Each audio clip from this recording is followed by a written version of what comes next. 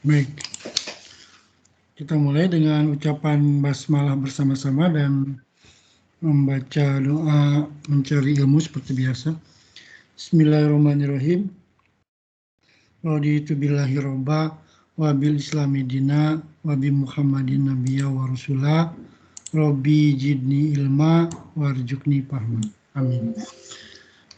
Hari ini hari Selasa 22 Desember kita memasuki pertemuan ke-13 untuk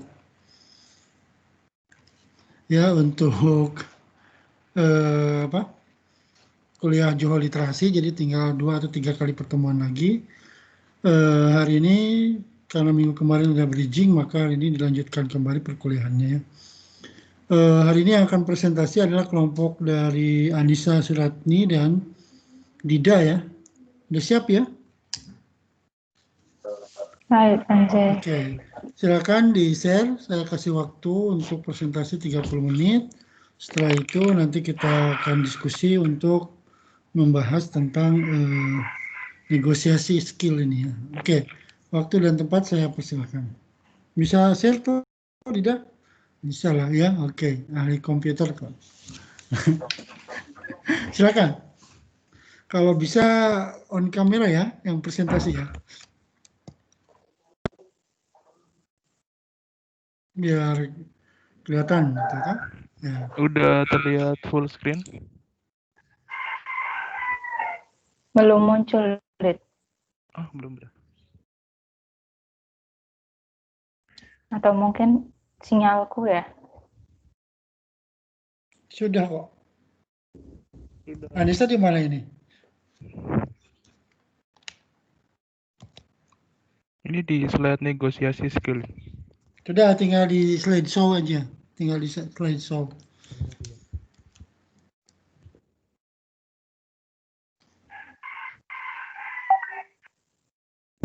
Udah terlihat? Kok punya aku belum ya?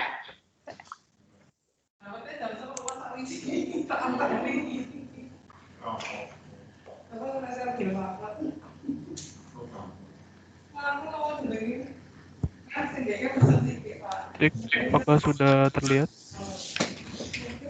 Ya, sudah. Oke. Saya buka. Assalamualaikum warahmatullahi wabarakatuh. Kami dari kelompok negosiasi skill akan mempresentasikan berupa outline-nya. Ya, aku belum. Oh iya, saya Dida Ramadona dan partner saya Anissa Indri. Topik pertama itu pengertian, tujuan, manfaat, prinsip, ciri-ciri, dampak, tahap, dan jenis dan kemampuan dasar. Oke. Topik pertama, pengertian. Asal-usul negosiasi berasal dari bahasa Inggris yaitu to negotiate and to be negotiating, yang artinya perundingkan atau membicarakan atau menawar. Menurut KPBI, negosiasi adalah proses tawar-menawar dengan jalan berunding guna mencapai kesepakatan bersama antara satu pihak kelompok dan pihak kelompok lain. Menurut Oliver Purwanto 2006, negosiasi adalah transaksi di mana dua belah pihak memiliki hak atas hasil akhir sehingga diperlukan persetujuan kedua belah pihak hingga terjadi proses saling memberi dan menerima suatu untuk memperoleh kesepakatan bersama. Tujuan negosiasi yang pertama, mencapai kesepakatan yaitu win-win solution atau kedua belah pihak menang. Yang kedua, menyelesaikan masalah yang dihadapi oleh kedua belah pihak dan menemukan solusi dari masalah yang dihadapi kedua belah pihak. Manfaat negosiasi yang pertama, terjadinya kerjasama antara kedua belah pihak, terciptanya kesepakatan atau solusi antara kedua belah pihak, saling pengertian antara kedua belah pihak, dan interaksi yang positif antara kedua belah pihak.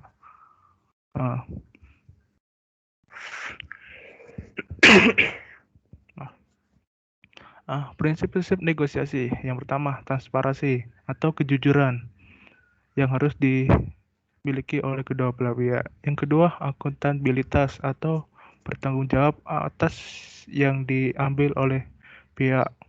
Yang ketiga, keadilan. Itu apa yang didapat oleh kedua belah pihak harus adil. Yang keempat, saling menghargai dan menghormati. Jadi itu jadi kedua belah pihak harus menghargai apa yang dimiliki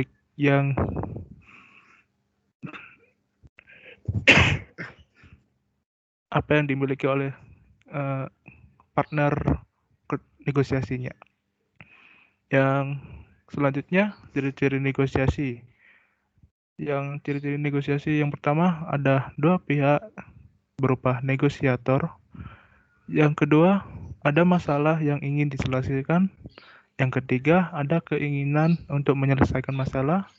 Yang keempat, ada tujuan dari kedua belah pihak yang sama.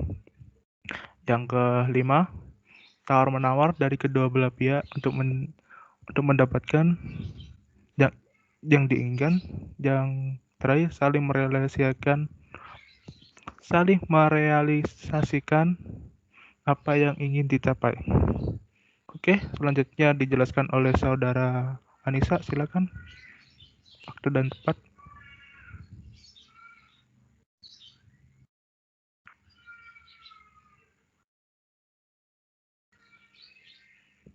Anissa, Sinyalnya kayaknya kurang bagus. iya. Sepertinya sih. Ya nggak bergerak tak, on cam-nya juga. Iya, sepertinya.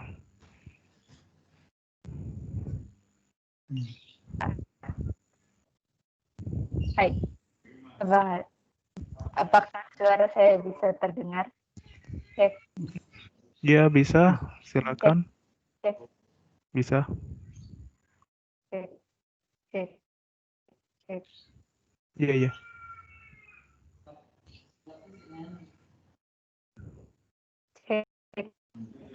Cek, bisa terdengar.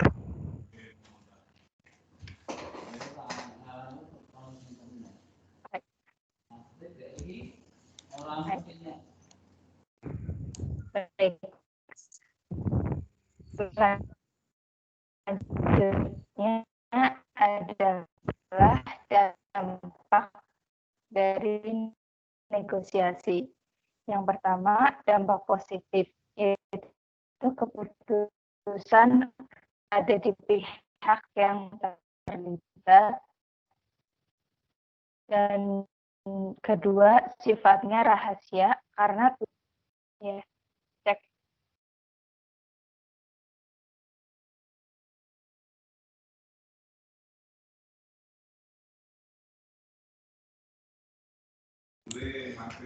Suaranya hilang. Sepertinya jaringan. Halo.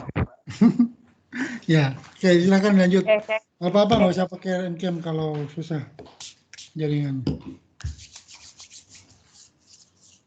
Halo. Apakah Oke. bisa mendengar suara saya? Oke, silakan. Selanjutnya adalah dampak dari negosiasi. Yang pertama, dampak positifnya adalah keputusan ada di pihak yang terlibat. Yang kedua, sifatnya rahasia karena tujuan dan kesepakatan akhir itu hanya yang mengetahui hanya para negosiator itu sendiri.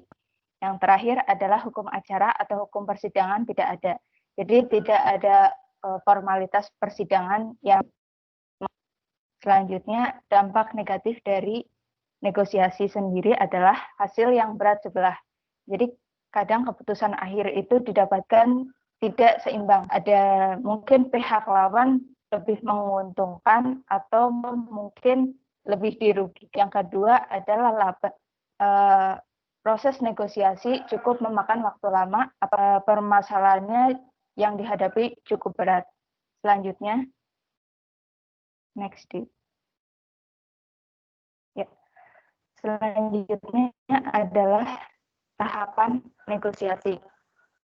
Yang pertama ada tahap persiapan, diskusi dan klarifikasi tujuan, negosiasi hasil, perjanjian, dan yang terakhir realisasi hasil selanjutnya. Tahap persiapan dari negosiasi yang perlu disiapkan adalah 5W1H ya. Apa yang akan dinegosiasikan, where, ini kurang when ya. Where dan when itu kapan dan di mana tempat negosiasinya itu akan dilaksanakan, who dengan siapa, dan why kenapa harus dilakukan negosiasi, dan how sistem atau teknik bernegosiasinya. Yang kedua, fakta terkait situasi. Jadi cari permasalahan sesuai dengan faktanya, dengan realita yang terjadi di kehidupan. Selanjutnya adalah klarifikasi posisi pihak. Maksudnya di sini adalah apakah kita pihak yang dituntut ataukah kita sebagai pihak penuntut. Selanjutnya, tahap diskusi dan klarifikasi. Untuk tahap diskusi itu sendiri berupa mengajukan kasus, dan di sini keterampilan yang dibutuhkan adalah keterampilan mendengarkan, mengajukan pertanyaan, dan mengklarifikasi. Dan klarifikasi tujuan itu bertujuan untuk mengadakan perspektif yang sama agar tidak terjadi kesalahpahaman. Selanjutnya, tahap negosiasi hasil. Di sini fokus untuk memperoleh sesuatu yang positif. Intinya kita bernegosiasi untuk apa dan hasilnya gimana. Selanjutnya,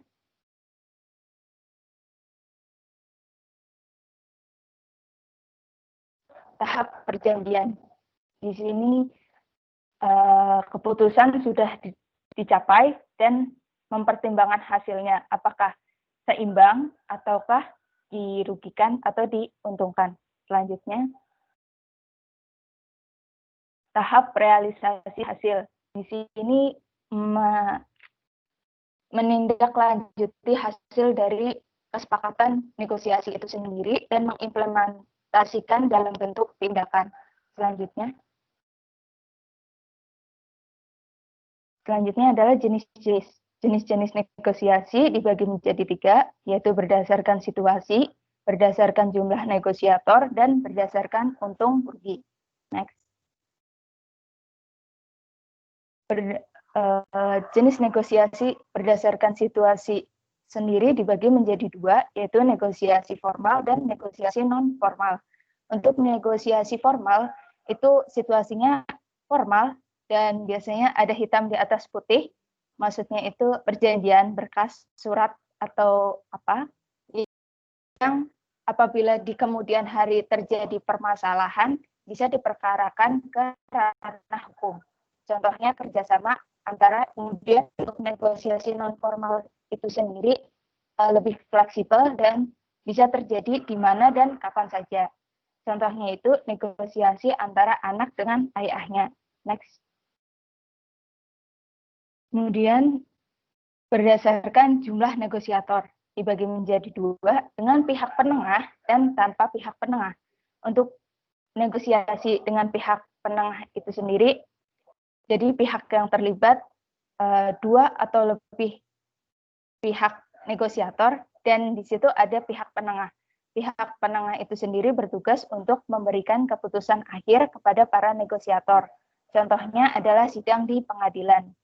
Kemudian untuk negosiasi tanpa pihak penengah dilakukan tanpa pihak penengah tentunya, dan keputusan akhir totalitas berada di tangan negosiator itu sendiri. Contohnya perwakilan HMJ dengan pihak sponsornya. Kemudian negosiasi berdasarkan untung rugi. Ada 4, yaitu kolaborasi, dominasi, akomodasi, dan menghindari konflik. Yang pertama kolaborasi. Di sini adalah usaha untuk mengkolaborasikan tujuan dari negosiasi itu sendiri sehingga tercapailah kesepakatan akhir yang seimbang, tidak berat sebelah. Kemudian untuk negosiasi dominasi win-lose itu biasanya keuntungan lebih besar, keuntungan pada kita itu lebih besar daripada pihak lawan. Selanjutnya untuk akomodasi adalah keuntungan pihak kita itu lebih kecil, sedangkan pihak lawan itu lebih besar. Selanjutnya menghindari konflik atau lose-lose. Di sini negosiasinya setengah-setengah, nggak niat mungkin ya. Nah, di sini tuh tidak mau saling menghindari konflik sehingga tidak mau menyelesaikan konflik tersebut sehingga kesepakatan akhir itu tidak tercapai. Next. Selanjutnya adalah kemampuan dasar dalam bernegosiasi.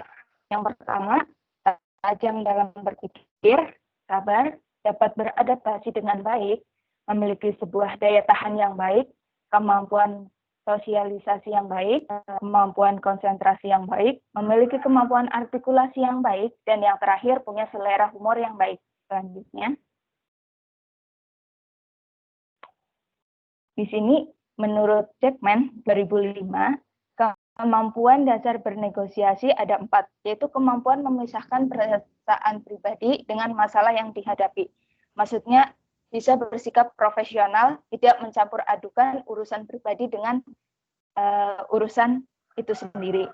Kemudian yang kedua, kemampuan fokus pada kepentingan, bukan posisi. Di sini negosiator berasal dari berbagai kalangan dan berbagai jenis latar belakang, tapi tidak fokus, seharusnya itu tidak fokus pada posisi, melainkan fokus pada kepentingan. Selanjutnya, kemampuan untuk mengumpulkan beberapa pilihan keputusan. Jadi, kita melakukan negosiasi, persiapkan apa kira-kira, misalnya kita akan kalah, kita harus memiliki keputusan, beberapa pilihan keputusan, apa yang harus saya lakukan sekarang, dan apabila saya menang, pilihan apa ya, keputusan apa yang akan saya ambil. Dan yang terakhir adalah kemampuan dalam memastikan bahwa hasil bisa didasarkan pada kriteria yang objektif. Jadi seimbang dan tidak mementingkan satu pihak atau golongan. Berikutnya. Ya. Berikutnya adalah video, silakan ditonton.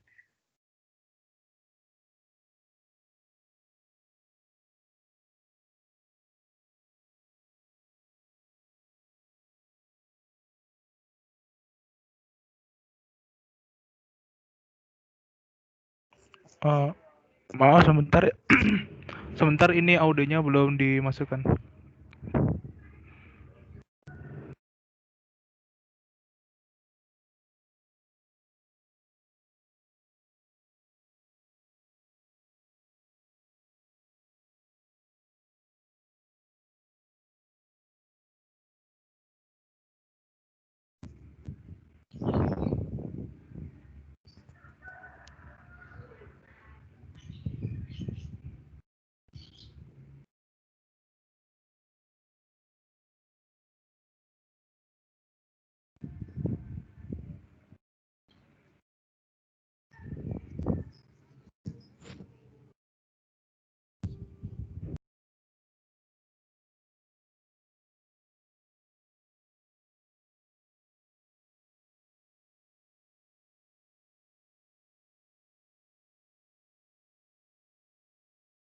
Suaranya nggak keluar ya?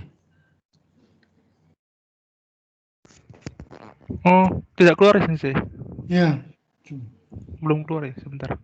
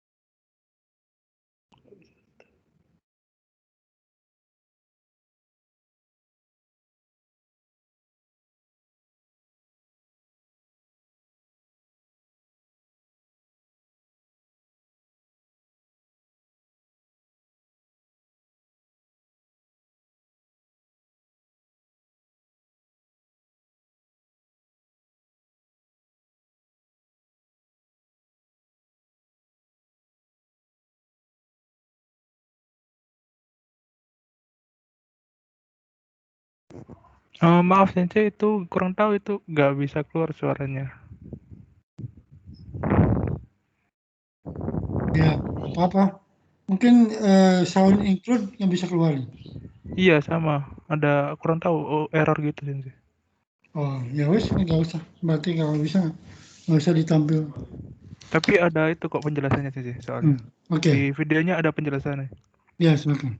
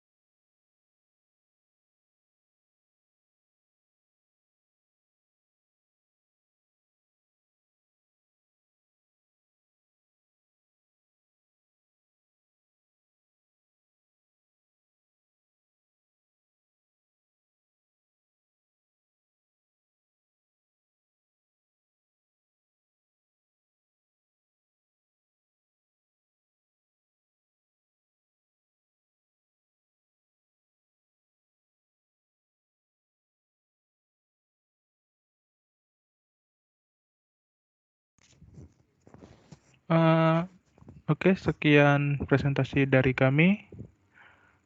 Kurangnya mohon maaf. Terima kasih. Ada yang ingin dipertanyakan? Baik. Oke, terima kasih Didasang sama Anissa-san. Ya.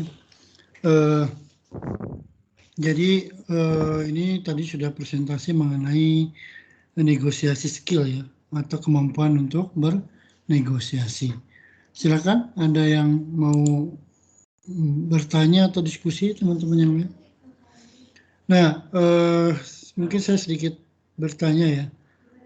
Kira-kira tadi kan kemampuan apa yang harus dimiliki oleh seorang negosiator ini?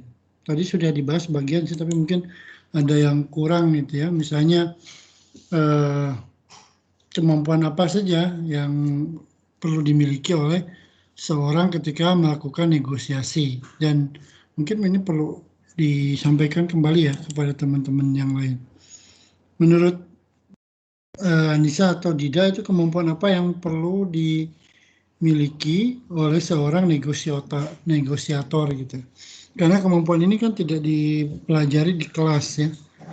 Jadi ini mungkin dipelajarinya ketika kita berdagang atau berjualan, ketika tawar menawar, ketika ada sesuatu yang perlu dinegosiasikan itu.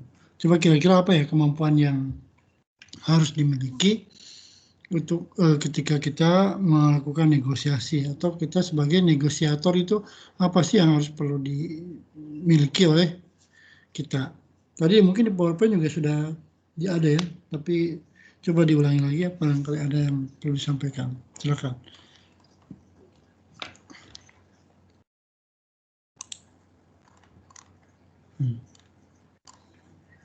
Dida, dari Dida atau dari Anissa? Silakan.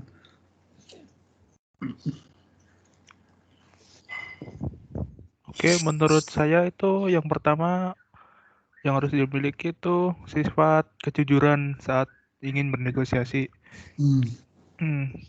Jadi Terus? kita sebagai negosiasi harus jujur. Yang kedua tentang tanggung jawab yang harus di apa itu? tanggung jawab yang harus ditanggung oleh semua oleh pihak yang ingin melakukan negosiasi. Yang ketiga harus adil. Jadi negosiasi yang akan dilakukan itu harus adil antara pihak satu dengan pihak lainnya. Yang terakhir menurut saya itu menghargai. Jadi kita harus menghargai partner negosiasi kita agar hubungan kita sama partner menjadi lebih baik dan negosiasi akan berhasil. Nah, itu aja sih saya. Oke, dari Anissa ada yang menambahkan atau dari teman-teman yang lain? Silakan. Ya, kalau menurut saya sama seperti yang Dida katakan, tapi untuk jujur sendiri itu ada tanda kutipnya. Kalau menurut saya, kita boleh bernegosiasi dengan jujur, tapi tidak jujur mutlak, karena di negosiasi itu sendiri kita perlu berstrategi gitu, di mana kita bisa mendapatkan hasil yang kita inginkan apabila kita benar-benar jujur, sangat jujur gitu, dan bahkan ya kalau pihak lawannya itu sendiri sama-sama jujur dan tidak licik gitu. Tapi kalau misalkan pihak lawan itu malah memanfaatkan situasi, itu kan malah merugikan kita sendiri. Kalau menurut saya seperti itu. Oke. Ada yang lain yang berpendapat? Silakan. Tadi udah dari presenter bahwa yang untuk bernegosiasi itu hanya ada beberapa kemampuan dasar yang harus dimiliki ya. Tadi ya mungkin jujur, tapi kalau terlalu jujur nanti nggak laku-laku tuh ya jualannya ya. Oke, contoh ketika kita kalimat negosiasi itu ya. Ini ilustrasinya seperti ketika kita jualan saja kan di toko misalnya. Ketika ada pembeli kita mengatakan, ada yang bisa saya bantu mas misalnya. Oh ya, ini baju yang ini ada nggak ya yang ukurannya double L gitu. Oh ada mas, bentar saya ambil dulu gitu. Oh ini berapa mas ukurannya? Nah, atau ini L berapa harganya? Misalnya 500.000 ya. Oh itu mahal itu, bisa nggak lebih kurang. Pasnya berapa mas? Pasnya misalkan kan gitu, itu negosiasi gitu sebetulnya. Kita dari 500.000 pingin jadi 350 misalnya. Wah nggak bisa mas kalau 350 paling jadinya 340 gitu. Nah di situ kan dia nggak mungkin menyatakan harganya berapa, tapi dia negosiasinya itu kan supaya jadi gitu pembelian itu ya. Kalau udah ya udah kalau begitu saya belilah kalau 300 turun dikurangi 10.000 gitu ya. Jadi kan itu proses negosiasi seperti itu. Nah, jadi kemampuan yang perlu dimiliki itu sebetulnya jujur juga bisa ya. Cuman kalau dalam jualan itu pedagang itu apakah semuanya jujur? Ya, saya kira itu ya pedagang itu banyak yang tidak jujur ya. Termasuk misalnya pedagang-pedagang besar ya, kayak di Shopee gitu atau supermarket gitu ya, itu banyak nggak jujur menurut saya itu. Mereka misalnya membuat diskon 50% tapi harganya dinaikin dulu 100% gitu kan. Itu jadi ketika kita membeli kok walaupun diskon sama aja dengan harga yang dasar pada saat biasa gitu kan.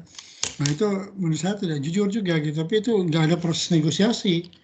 Itu kan proses negosiasinya karena kita lihat harga itu, nggak ada tawar-menawar lagi. Kemudian kita dibohongi misalnya dengan diskon, itu nggak ada proses negosiasi. Yang proses negosiasi itu adalah seadanya interaksi antara pedagang dan penjual untuk saling menerima harga tersebut dengan sesuai dengan kesepakatan bersama gitu. Tapi kalau kesepakatannya ditentukan oleh penjual ya, misalnya kita kasih 50% tapi sebelumnya kita taikin dulu 100% ya, itu kan sebetulnya penipuan juga ya.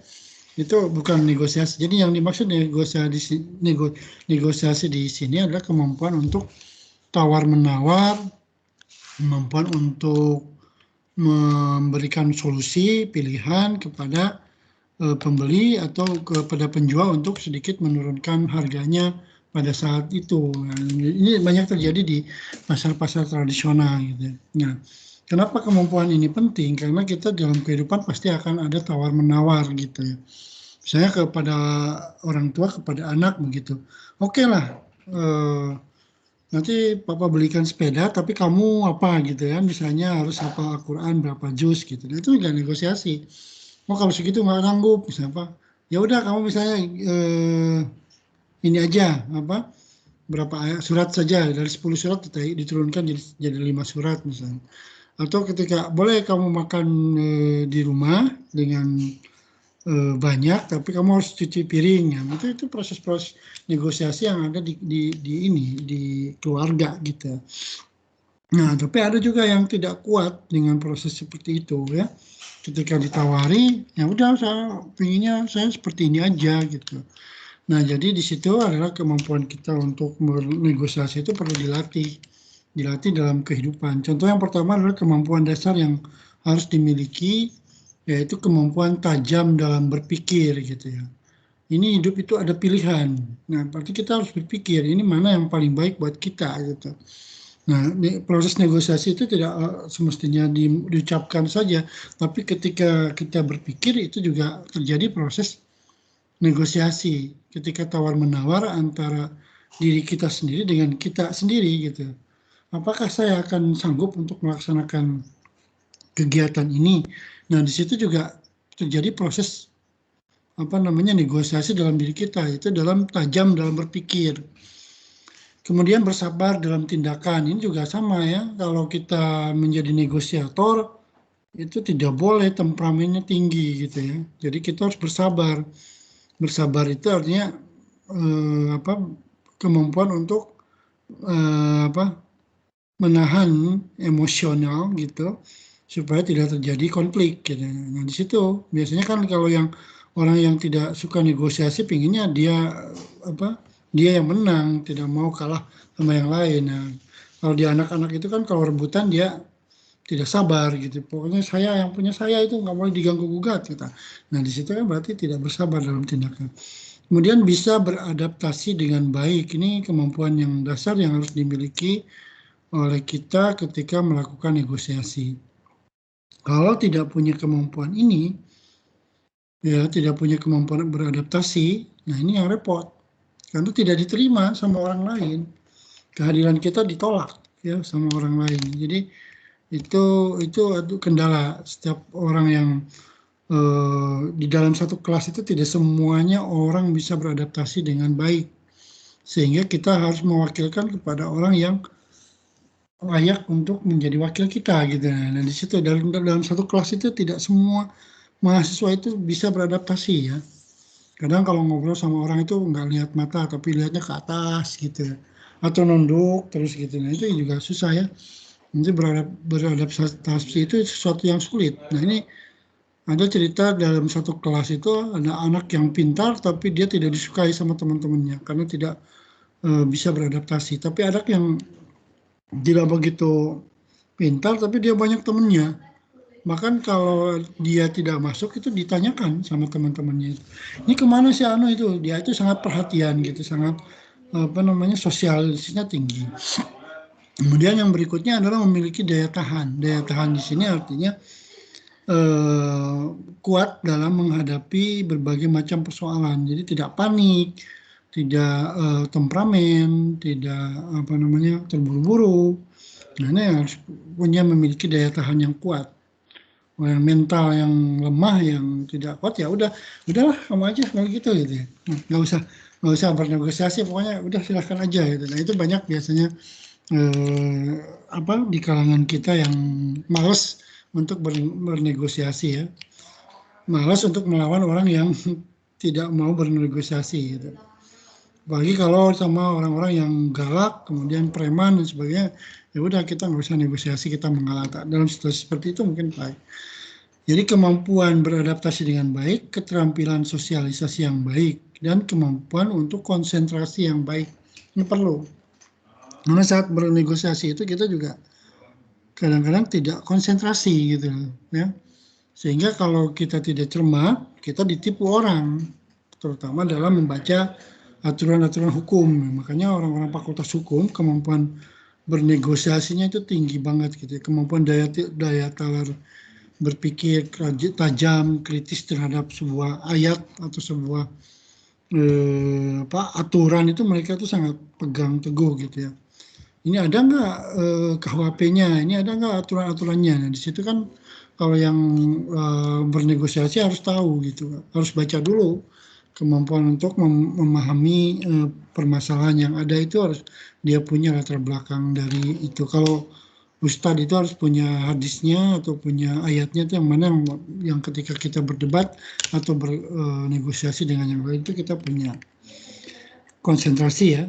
Apakah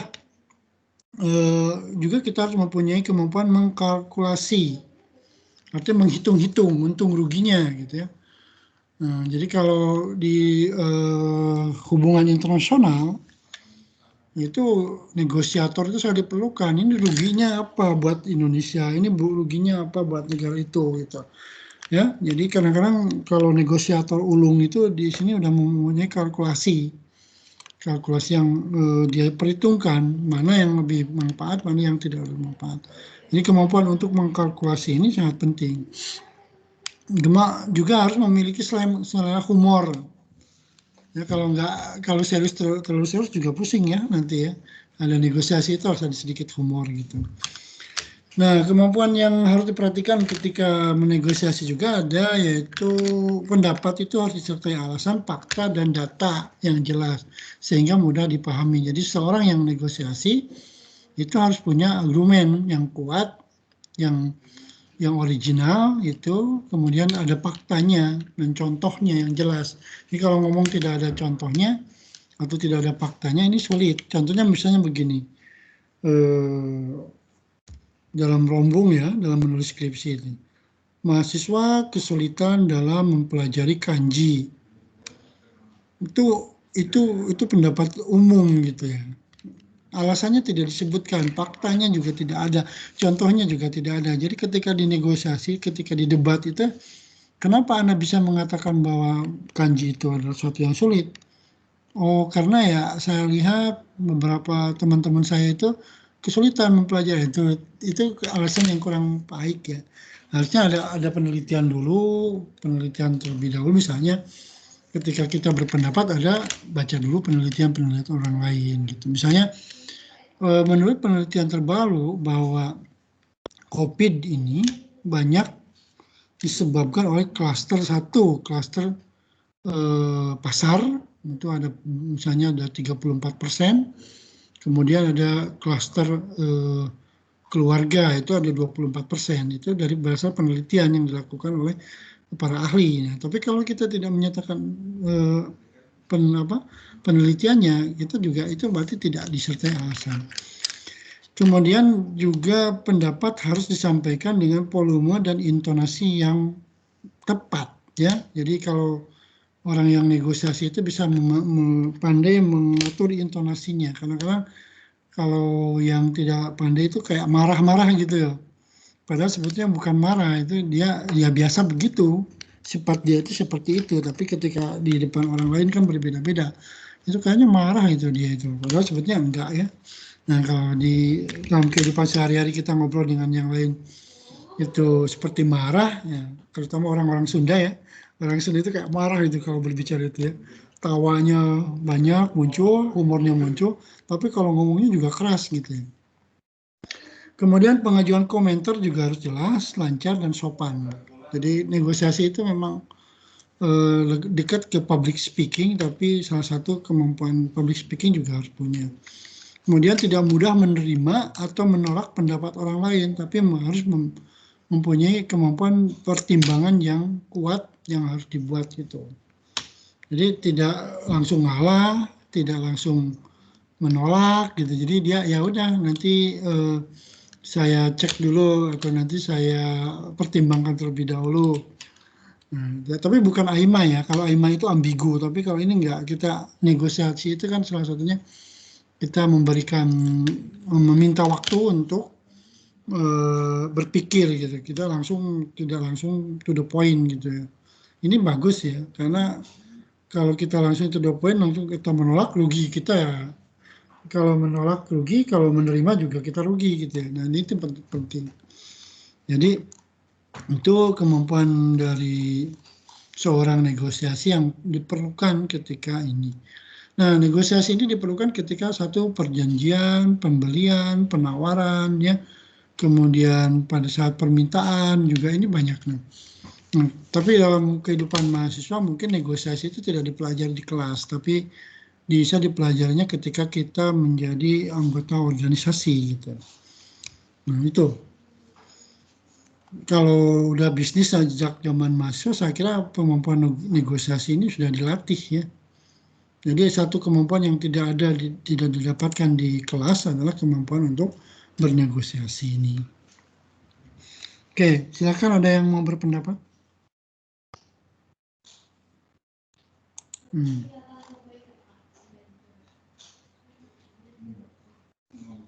Kalau manfaat negosiasi sudah jelas ya tadi ya, menguntungkan kedua belah pihak dan mencapai tujuan dengan baik dan benar gitu.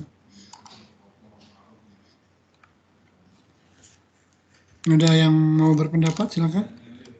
Jadi yang paling dekat negosiasi itu adalah negosiasi kita kepada orang tua gitu kan, atau kepada keluarga gitu. Ketika ada masalah warisan nanti misalnya ya. Nah, kita juga pasti akan negosiasi dengan teman-teman atau dengan saudara-saudara kita. Ada nggak orang yang kekeh gitu ya terhadap yang diinginkan, nah, berarti itu untuk menyelesaikan pendapat ya, menyelesaikan sesuatu yang disepakati. Silakan ada yang mau bertanya atau menyampaikan pendapatnya. Jadi emang negosiasi ini lebih kepada bidang ekonomi atau hukum gitu.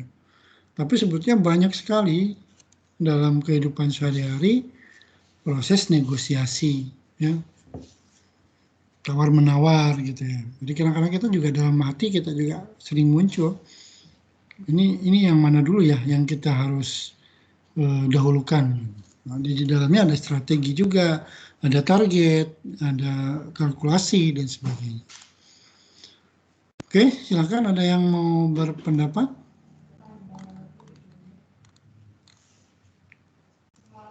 Tidak ada. Oke ya, jadi ini kita pertemuan ini sudah pertemuan ke-13, jadi tinggal 3 kali lagi ya, atau 2 kali lagi ya. Mungkin pertengahan Januari, sekarang kan tanggal 22 Desember.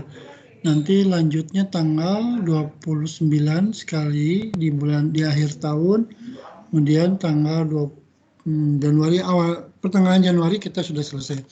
Nah tugasnya seperti biasa kalau tugas saya adalah tidak ada uji kom, tapi hanya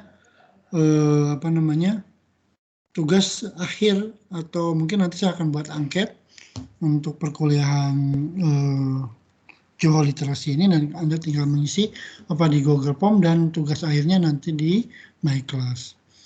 Jadi kira-kira yang sudah dipelajari itu misalnya ya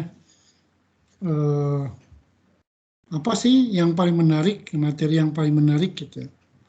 Nah seperti negosiasi ini, misalnya negosiasi adalah sesuatu yang sangat kita perlukan di hampir segala aspek kehidupan. Gitu. Ya. Jadi negosiasi adalah cara untuk menyelesaikan konflik dan antara perbedaan individu dengan perbedaan organisasi dan sebagainya. Jadi negosiasi ini mulai dari bangun kita pagi sampai tidur itu banyak sekali kegiatan-kegiatan yang bersifat negosiasi, termasuk tadi negosiasi kepada orang tua, negosiasi di kantor ya dalam rapat. Kemudian ketika bernegosiasi makan juga ya, tawar-menawar itu, kamu mau makan apa, negosiasi dan sebagainya gitu. Jadi dalam negosiasi itu dalam kehidupan sangat penting, karena banyak sekali kita berinteraksi dengan manusia lainnya. Tuh, kira-kira ini, kalau dari 12 materi ini, mana yang paling menarik misalnya alasannya juga apa gitu. Misalnya negosiasi ini kan harus memiliki kemampuan yang ini. Kemudian nanti akan saya tanyakan misalnya apa sih yang paling menarik dari mata kuliah Jawa Literasi ini, ada manfaat nggak yang dari mata kuliah ini dan sebagainya, itu nanti akan dibahas dalam laporan akhir perkuliahan Jawa Literasi. Oke, kita cek ke absensinya. Tadi ini ada yang sudah bisa masuk, Dida belum bisa masuk. Sudah sih barusan tadi. Coba saya lihat, ini absensinya belum pada isi ya. Kali ini yang sudah hadir 22 orang, berarti hampir semuanya ya. Adam, Aisyah, Nisa, ntar saya cek dulu.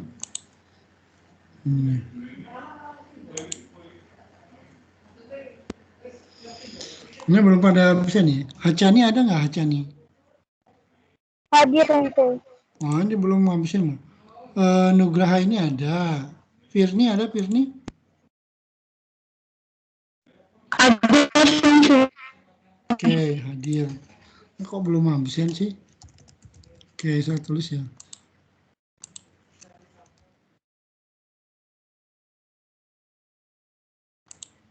Retno ada?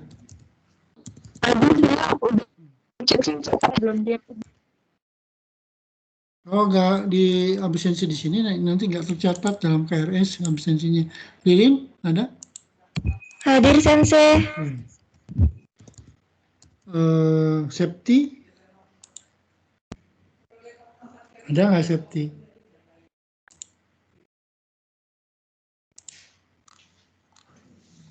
Septi nggak ada ya? Oke, Septi berarti hari ini nggak masuk. Septi tidak hadir.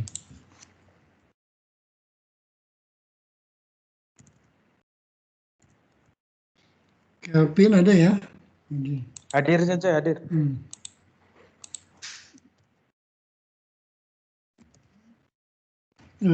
Anissa Nurkobi sudah absen, Mita sudah.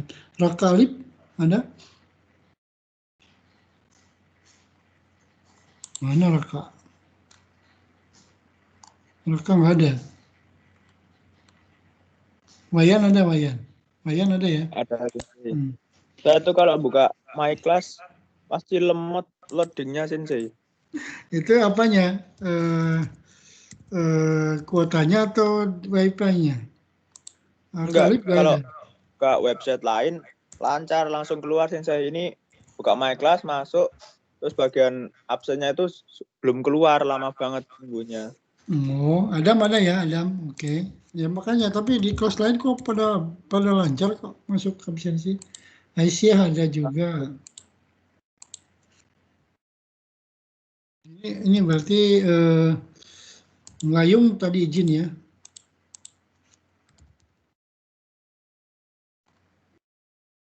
Sakit itu izinnya. Aryoga juga ada tapi nggak absennya. Asri ada, Joli ada, Diana ada. Aisyah tadi ada nggak Aisyah?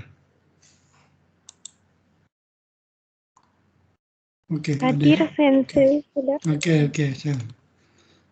M. Ichan, Ali, Muhammad Reza Paizin. Hadir Sensei. M. Ichan ada Ichan? Nggak ada, M. Ichan nggak ada. Berarti Reza Paizin hadir, M. Ichan tidak hadir.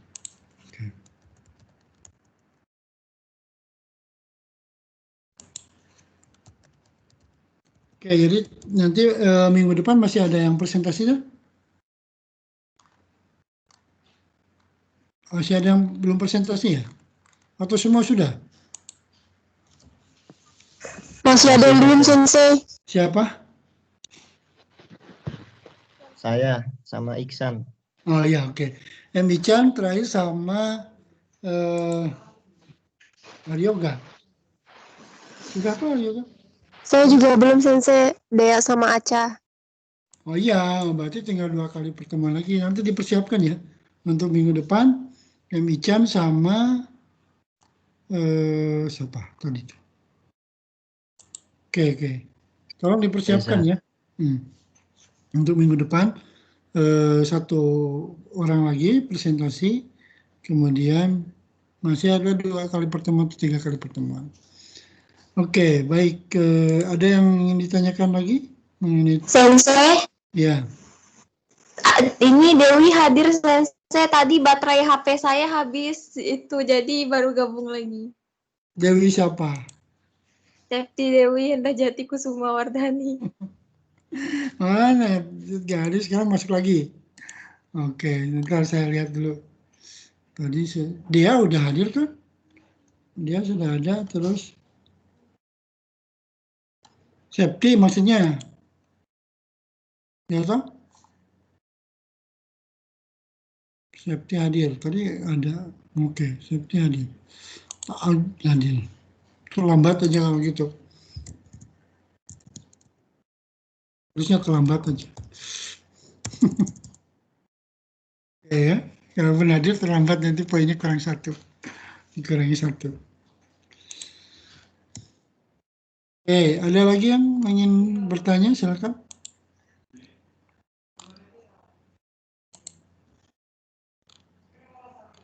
Nggak ada?